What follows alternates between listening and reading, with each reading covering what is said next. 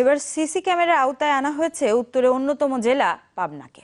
এর মধ্যে শহরের ৩২টি পয়েন্টে বসানো হয়েছে এই সিসি ক্যামেরা। নাগরিক সমাজ বলছে এতে কমবে নানা ধরনের অপরাধ কার্যক্রম। একই সাথে জেলা শহরের বাইরের এলাকাগুলোকেও এই সিসি ক্যামেরার আওতায় আনার দাবি তাদের। পুলিশ বলছে জেলাকে শতভাগ নিরাপত্তা দিতে সব ধরনের পরিকল্পনা রয়েছে তাদের।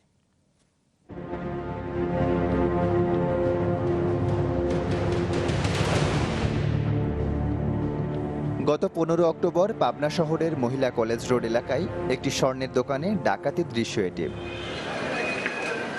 এরকম বহুমুখী অপরাধমূলক কর্মকাণ্ড ঠেকাতে শহরের গুরুত্বপূর্ণ মোড় ও অপরাধপ্রবণ এলাকার ৩২টি পয়েন্টে বসানো হয়েছে সিসি ক্যামেরা, যা 24 ঘন্টা নিয়ন্ত্রণ ও পর্যবেক্ষণ করা হচ্ছে পুলিশ সুপারের কার্যালয় থেকে।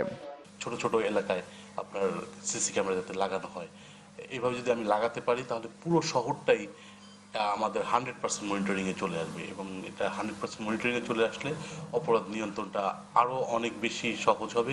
গুরুত্বপূর্ণ স্থানে সিসি ক্যামেরা বসানোই কমেছে শহরের অপরাধ কর্মকাণ্ড, নিরাপত্তা বেড়েছে জনজীবনে, এমনটাই মনে করছেন শহরবাসী। ক্রাইম কমে গেছে, আমরাও নিরাপত্তা, রাত্রিতে বাড়িতে ফিরি, আমাদের অনেক সুবিধা হয়। এই সিসি ক্যামেরা যে আরো বিস্তার লাভ করা যায়, আমরা ব্যবসায়িক মহল আরো নিশ্চিন্তভাবে আমরা চলাফেরা করতে পারবো।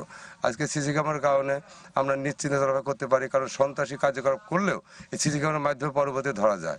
বিভিন্ন কলেজের সামনে একটা ইফটিজিং এর একটা ব্যাপার ছিল, এই সমস্ত ব্যাপার থেকে আমরা অবশ্যই মনে করি যে আমরা নিরাপদে থাকতে পারবো।